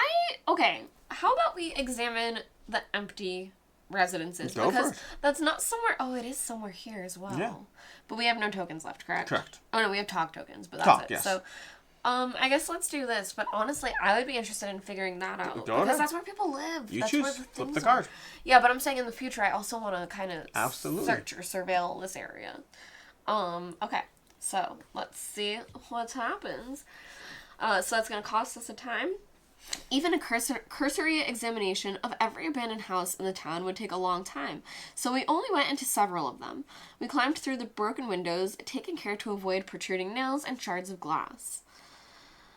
It looks like the tenants took pretty much everything when they left. Melissa peeked into the time-worn wardrobe that the former owners had left behind. One of its doors looked like it was about to fall off, and it was the only item of furniture in the otherwise empty room. They took everything they could with them, even the furniture. There is nothing special about these houses, except maybe that there were unusually many religious items everywhere we looked. We could see relatively bright patches where crosses were once hung with the faded... Oh my gosh, on the faded walls. Also, the structures were riddled with cracks and fractures. How interesting, Melissa stared at one of the walls. This says 11, verse 13. So that's chapter 11, verse 13. Chapter 11, verse 13. The other thing was 14. And I can't make out the rest of the writing. It looks like a prayer, maybe? And This then keeps we've coming up. done both of these, Yes, correct? so we can get rid of the card. This It does keeps coming up. but there's nothing we can really do about it right At the now. moment. It's just a piece of evidence. All right. I vote we talk to somebody. Given we're running out of time, I would love to talk to somebody about the mansion. Who is the next person you think is worth talking to? We've talked to Joe about the mansion. We don't trust Peter because he's useless. But we need to talk to someone about the body, perhaps. And I really stand Joe. All right. You want to do the body first? I kind of want to ask Joe about everything. Joe's your man? Joe's our man. Because maybe we're getting friendship points. I don't think there's going to be a lineup. Let's find out. There's a freaking lineup. I knew my it. God. He knows everything. Oh my God. He's the Why man does he about know? town. Why does he know everything? 5. Unbelievable. He's our guy. He's our Unbelievable. Mark. Like, I don't know. He knows. You're saying you found a body? The old man stared at us in disbelief. No way. Are you sure it wasn't just your imagination? God almighty. We insisted that what we saw was real. The old man spread his arms and told us to talk to Molly about it. He couldn't tell us anything else. Flip card 32, which we already done, and visit the store, which we already did, I believe. Visit store 19, I'm going to double check, but I'm 9% certain. Yeah, we did that. Okay. Joe was a waste this time. Shucks. Joe was a Well, waste. He was trying. I vote for the next action. I vote we talk to Terry about the mansion. Doesn't seem useful. Claudia, maybe? Or Vera? Just so I know, do we have 13 and 14 still? Yes, I believe we do. I can double check. 13 and 14, no, both are gone. Okay. Oh, so we can get rid of that. Yeah. Alright, we could do a regular rest at any point anyway. Alright, I vote we talk to Molly about the mansion. Okay. Using our last conversation token, let me see, we have 21. Sorry, I was just making No sure problem. we had talked to him. We can obviously get those back, but- Communication? Yep. 21? Yep. I'm just trying to get into the Leclerc mansion. Sure. Molly told us that the mansion was owned by a married couple, Louis and Jacqueline Leclerc, who left town soon after the mine they also owned was shut down. The only thing she tells us about Louis was that he was a medical scientist who barely ever appeared in public, which gave rise to many rumors. There were also plenty of stories speculating about the nature of his research. However, the storekeeper was acquainted with Jacqueline Leclerc, who used to visit Molly's store and purchase various occult trinkets. We asked if there's anything supernatural at the mansion. Molly listened with a customary smile, but she wasn't in a hurry to give us an answer. She seemed to be thinking about what to say. Finally, the woman in all seriousness declared that something strange was happening in the mansion. Indeed. I know that Peter, who works there and spends a lot of time in the premises, has repeatedly told me that there's nothing mysterious about the place. However, I saw with my own eyes how some strange lights flashed in the mansion windows. Nobody could have possibly been there since Peter was out of town that day. So, some useful information, but not really a lot. So this is the part I was confused by. Joe just said to tell Molly about the body. That's what I thought you were doing. No, we could do that too. Do you want to do that next? We can get an Do hour we- back. Up to you. I'm fine with it. That's what I thought. I'm fine we with more were talking. I'm All right, so... let's get 2 more talking tokens Joe back. gave us a lead. And we're going to pass over here. I assume that's because we needed to trace back to Vera and find out about her husband. I assume that was chasing a I directional don't tail. want to tell Vera. Well, That's a conversation. We're going to move over here, which means we're now going to go here, and we're going to do the following. Finish reading the card sequence that caused the token to move. In our case, we got our tokens back. Complete any special actions currently in progress. Even if the completion is not time to top and reach. Use the remaining communication tokens. You don't need to save them anymore. And then draw card 45. So we're going straight to battle. Well, no. We just got these communication tokens. Yeah. So we can what's it called? Use these right now to do 2 more conversations. Mm-hmm. So we can have these 2 conversations, and then we're going straight to 45. Mm-hmm. Who do you want to talk to? Well, all of that was known, right? Do we want that, or do we want to, like, because if we browse the store shelves, that might have an item we want for the mansion. We're going into the mansion. Do you want to change that? So if that's our last chance, I just think if that's our last chance to get an item, we should do that before. And if this doesn't cause us to go forward in time, we'll still have these. I'm fine with that. Yeah. So we're undoing a little bit. Just because I feel like it might give us a potion totally or something. Fine. I don't know. Card 21. Yeah. The store, which is going to cost us a time. So we are going to advance all that in a second anyway. So yeah. We walked between the shelves for quite some time, checking out the unusual selection of goods. There were even some silver nuggets for sale.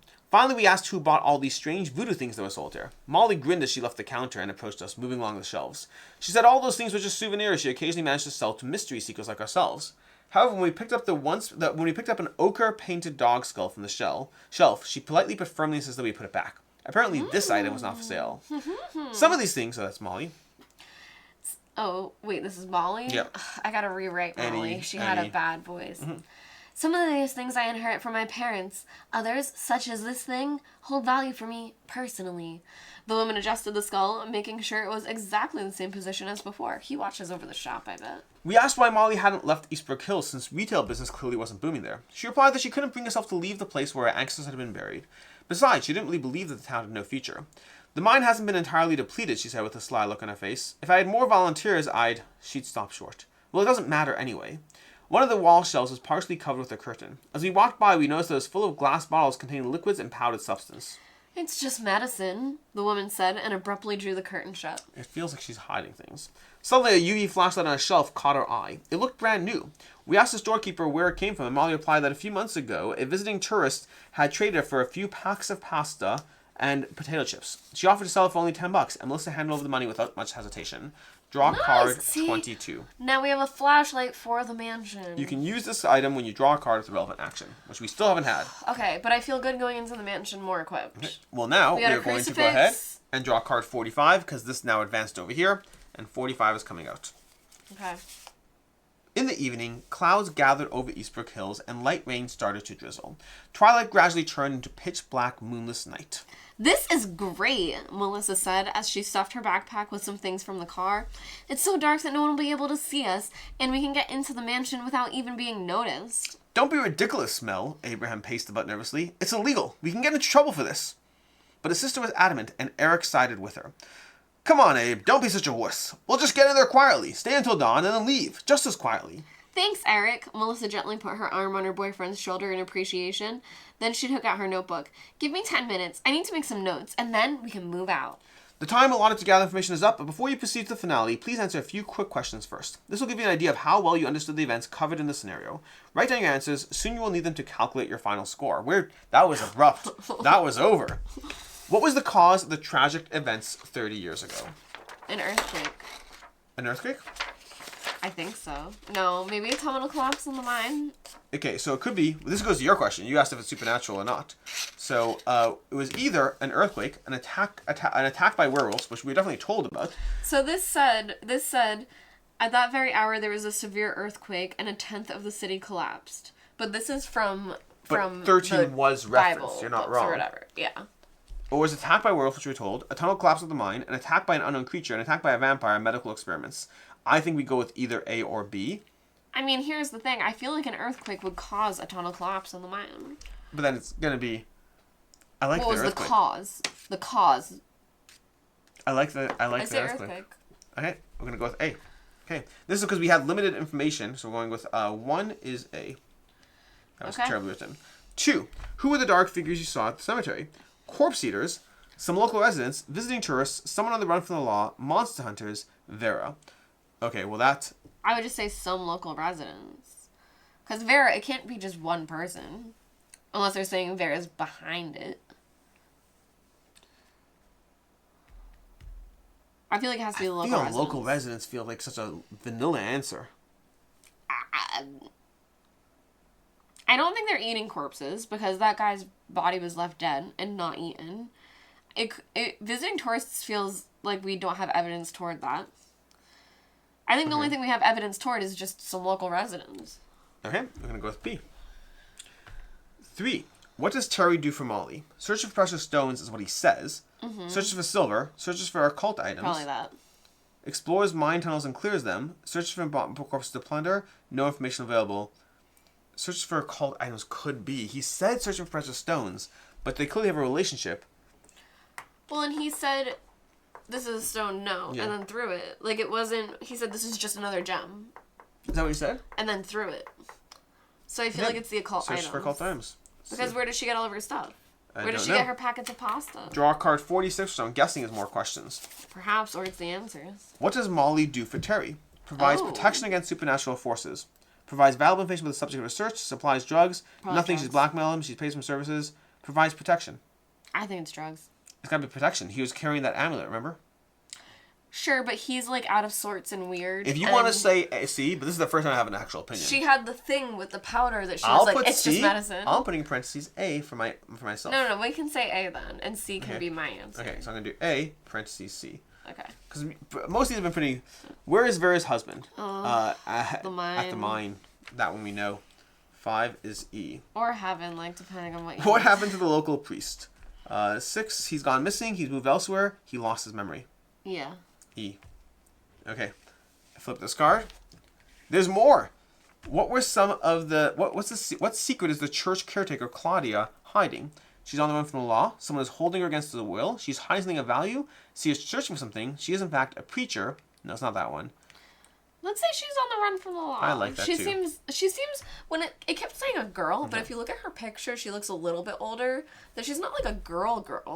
I think she's... You can choose multiple answers. What started the spooky rumors of the mansion? A crime that was committed there? The owner's reclusive lifestyle? Something in the ancient history of the mansion? The owner's line of business? Some chilling sounds? The animosity of the town's residents towards the clerk family? I would say F and B. The owner's reclusive. Yeah, B for sure. The animosity of the town's residents. Okay, B. Because they were like, they don't go to church. And it's like, okay. The owner's line of business was just the mine. Some chilling sounds. Something in ancient history? No. On the next card, you will see a table. Before proceeding to the story's finale, check your answers against the table and add up the points to find out your final score. Oh my gosh, I didn't realize we were already here. Okay, I know. This kind of snuck up on us. 1. A. Boom. You get 3 points. Okay, so we have 3 points for getting 1 correctly. Okay. 2 was B. 2 was actually E. Where was 2? 2 was Monster Hunters. Interesting. Okay. 3 is C. Beautiful. Okay, 3 points. 4 is C. Crud, that was yours, wasn't it? No. It was the drugs. You took the drugs and the drugs are working. Oh my gosh. I was so right. Oh my gosh. He seemed unhinged. We're going to give you the 3 points there, and my score is 3 points lower. 5 is E, which is 3. 6 is E, which is 3. 7 is F. What was 7? We said A. Collectively, we're wrong with that one.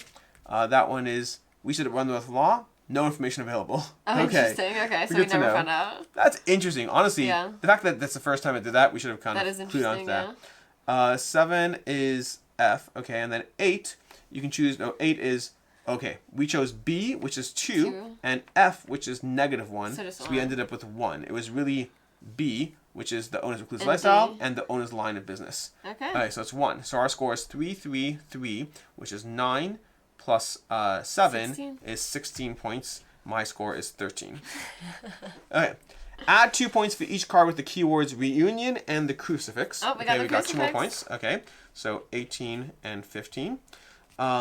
Take out the score, receive the corresponding bonus for the next scenario based on your success rate. Less than 13 points, neither of us. 13 to 17 is me. Not bad, although some of the town secrets still remain uncovered. We get 25, that's an extra hour. That's the 25th hour, it gives us an extra bonus hour in the next scenario. You have 1822. Good job, you learned almost everything, and whatever that is, which I can't... Oh, that's the 4-leaf clover situation thing. I was just instinctual. To proceed to the finale, flip this card. Melissa put the notebook aside, threw the backpack on her shoulders, and we set out towards the mansion. I have a bad feeling about this. That's me, oh, actually. sorry. I know. I have a bad feeling about this. Abraham acted edgy. How do we even get into this damn house?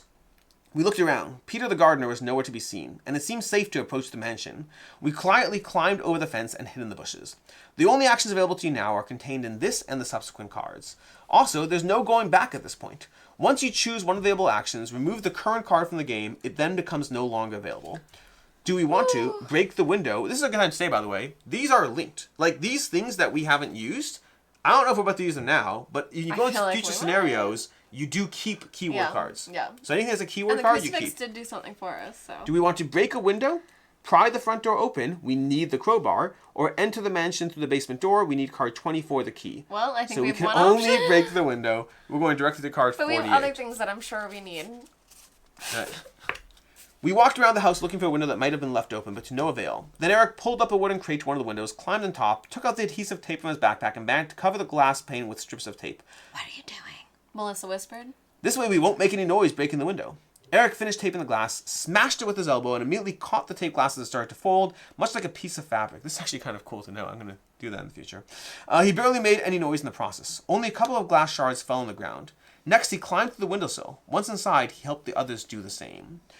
We stood there holding our breath and listening. Suddenly the silence was interrupted by the sound of a camera shutter and a bright flash momentarily illuminating the old furnishings of a small guest bedroom.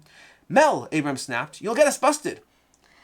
It was pitch black in here, the girl replied. We'll need to turn on a flashlight anyway. She's right. Eric switched on his flashlight, twisting the bezel to transform the narrow beam into a wide cone, and then headed towards the door. What happened next took us all by surprise. As soon as he started to open the door, something hit so hard that it knocked down not just him, but us too. The impact was followed by a wheezing sound from Eric's mouth, and we heard a heart-chilling sound of something breaking, like branches snapping underfoot. Is it his bones? A second later, Melissa let out a yelp as she saw a wooden log with a sharpened point swinging in the doorway. Eric lay on the floor with his eyes wide open and blood-red foam flowing out of his mouth. This is intense. Damn! Abraham was running around the room in panic. Meanwhile, Melissa was weeping and shaking her dead boyfriend, his hand, as if trying to bring him back to life. I told you all his bones broke. That was the sound. Mel, come on, we need to get out of here. Suddenly we heard rapidly approaching footsteps. Peter's dark figure appeared in the doorway, holding a hefty fire axe. He entered the room and quickly moved to the side, cutting us off from the window. "You made a huge mistake by coming here," the man said with an evil grin. "The owner of this house isn't fond of uninvited guests." Evil grin. Peter gripped the axe firmly and started to move towards us. Select an item you want to use. Usable items have round holes. I think we can use the crucifix, the baseball bat, or the flashlight. I think the baseball bat. So can we only use one, or do we each use one? Yeah, it's one. Well, I'm just gonna say, we're gonna give the baseball bat to Abraham and the crucifix to Melissa. But which one do we want to use? But we should use the baseball bat, but she's gonna have the crucifix. Do we think he's evil? He said an evil grin. Yeah. Do we think the crucifix works, or it's gotta be a baseball bat? If I'm in that situation, I'm using the baseball bat. It's more reliable. Sure. Baseball bat? Yeah? Sure. Okay. You'll then see in the roll. Okay. So we're going to get card 54. That's an interesting system. The baseball bat lay on the floor next to Eric's body. It fell out of the backpack when he collapsed.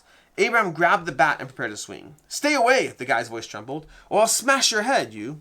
Peter grinned and leapt forward. Abraham swung the bat with all his might, but the only thing he managed to hit was the handle of the axe his opponent held. Peter didn't swing the axe. Instead, a short, swift motion, he sunk the blade into Abraham's flesh just below the ribcage. The guy fell on his side with a moan. "No, please," Melissa. That's you, actually. No, please. Melissa retreated and cowered in the corner. The killer set his foot on Abraham's limp body, pulled out the bloody axe with a nasty squelching sound, and started moving towards the girl. He was just about to strike when suddenly something clicked. The man flinched, starting to wheeze, dropped the axe, and sunk to the floor, gripping his throat. Behind him stood a man dressed in dark, holding a large crossbow. Then two of his companions ran into the room. "What the hell were you doing here?" the stranger said through the clenched teeth. Melissa couldn't utter a word in response. She just kept weeping, staring at the bloodied corpses. "Get out of here now!" the stranger waved his hand, but no reaction from the girl followed. "Yutan, leave her! Let's get out of here!" One of the men in dark clothes pulled out a pointed wooden stake. A loud bang immediately followed his words. I'm beginning to think that the crucifix might have worked on him. The log that killed Eric flew into the room, took off the speaker's head, and smashed into the wall, sinking halfway in. The two other men dashed into the darkness, drawing the weapons. Then shouts and laughter came from the hallway. Melissa's hand felt the wooden stake that Yutan's companion dropped when she was killed. She picked it up, and without even realizing what was happening, went towards the commotion. In the light of the flashlight lying on the floor, the girl saw the limp body of a man whose neck had been broken. A hulking man in a red and white outfit stood above the body. His back turned to her. He was gripping the neck of the man with the crossbow who saved her life just a minute ago. Melissa raised her arm, and striking with all the strength she had left, struck the wooden stake into the hulking man's back. He growled like a beast that struck her with a terrifying force. The girl flew across the room and passed out. A hulking man in a red and white outfit stood above the body, his back turned toward her. He was gripping the neck of the man with the crossbow. Okay. Was the man, like, hurt and was he attacking him? Yeah, they're assaulting him and he I was thought maybe fighting. they were trying to stop the blood, but he was attacking him? It was a while before I came to my senses again. I thought I had died, but then I felt agonizing pain pulsing through my body. It was nighttime, and I was sitting in the forest, leaning my back against a tree. I could hardly move a muscle. You awake? A man in dark clothes sat next to me, tossing dry branches into a small campfire from time to time. He looked to be about 35 to 40 years old. His short cropped hair already had silver streaks. I bandaged you up. I'm Yutan, by the way. Then the memories of what happened began to sink in, and I felt a pressure building up in my chest. I wanted to inquire about Eric and Abraham, but the only thing that came out of my mouth was weak muttering. Your friends are dead, Yutan lowered his gaze, and so are mine. I dragged you out of that goddamn lair. We're the only ones who survived. What attacked us? I muttered. There were two attackers. The one who left that mark on your head, that's a blood drinker. And the other, the man who was watching the house, that was his ghoul. The crucifix would have worked. Yeah. Yutan paused for a moment, a mere familiar that followed his handler's orders. And you? Who are you exactly? It was incredibly hard to talk. I was short of breath. We hunt such creatures. We've been watching this place for a while and we're ready to set in motion our plan. But all went down the drain and we decided to sneak into the house. When I think of that conversation now, I still feel the anguish from losing my brother and the man I loved, even though it happened more than a decade ago. Yucatan seems to have barely changed at all since then. And myself, well, I'm a completely different person now. Melissa Summers died on that August night when the girl who previously didn't have a care in the world embarked on the path of a hunter. From that day on, she became known by a new name, Cross. I owe it to the shape of the mark on my face that was left there by Louis Aubrac Diderot de Leclerc, the first blood drinker I had ever met. Ooh. The events that happened at Eastbrook Hills taught me a lesson. Mysterious events are not always mystical in nature. The reason why dozens of people died and almost everyone else abandoned the town was not because of monsters, but rather due to a mine collapse caused by an earthquake. The former preacher Joshua is now simply an old man who lost most of his memory, now played a pivotal role in the past events. He imagined that the tragedy was the Lord's punishment and used it as basis for new prophecies that scared people. The town also taught me that a weirdo telling weird stories can in fact be just a drug addict who spends his days searching for silver simply to trade it for another dose of his poison of choice. His mind was so far gone that he mistook the screams and moans of a man dying in the mine tunnels for the howling of bloodthirsty werewolves. Another thing Eastbrook Hills taught me is that not everyone in this world is hiding secrets. Some people are just upright individuals, salt of the earth, who willingly dedicate their lives to service in the name of faith, even if it means simply keeping an eye on the now abandoned church. But the most important lesson I learned is that it's better to look for the mystical and not find it than to find it when you least expect it. The Leclerc's family's reclusive lifestyle and rumors of the medical experiments scared the townsfolk. We, however, didn't heed the advice to stay away from the mansion. In the end, we foolishly walked into the lair of a bloodthirsty predator. Humans are too weak to fight their creatures on equal terms. To gain the upper hand, one must study them and prepare for the encounter to ensure that the roles of the hunter and prey are reversed. The many myths about these creatures are no more than fiction. While it's true that bloodsuckers are afraid of sunlight, that they couldn't care less for garlic. They couldn't care less for garlic. Vampires sleep during the day and are active at night. However, just like Louis Leclerc, when being hunted, they can alter their sleep-wake hours. They are very strong, fast, and have paranormal abilities, but they are not immortal. That night, we, the ignorant youths who were supposed to all die there, and in fact that one of us managed to survive was just a stroke of incredible luck. Utah not only saved my life, but also helped me find its purpose. Now we hunt blood drinkers together. We find them, hunt them down, and kill them. And right now, we are on the hunt for yet another beast. Congratulations on completing the first scenario. Put aside any cards containing keywords and bonus tokens that you have. Set aside the surviving character, Melissa, Abraham, or Herrick. Ooh, it's interesting. Depends on who. This character's storyline will continue in the scenarios to follow. Now you may open envelope 2 and proceed to in scenario 2, Redgrove. Expected playtime 3 to 4 hours. So I was thinking it's really thematic that I was like, we're going to give her the cross and then her name becomes Cross and she is the one that survived. I was thinking it's really thematic that a final girl survived. Mm-hmm. Speaking of which, you can find Meg as a final girl if you're looking for a final girl promo or if you want to watch her stream Final Girl.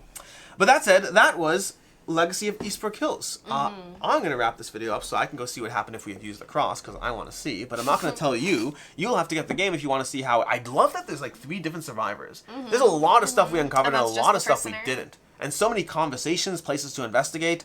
This has a whole bunch of scenarios to go through. This was scenario 1, Legacy of Eastbrook Hills. We'll have a link to the crowdfunding campaign down below. And also, happy Halloween to everyone. Because, again, depending on when you're watching this, but, you know, or the day after Halloween, which is All Saints Day, November 1st. Until next time, I'm Alex Radical from Board Game Co. I'm Professor Meg. And have a good one. Bye.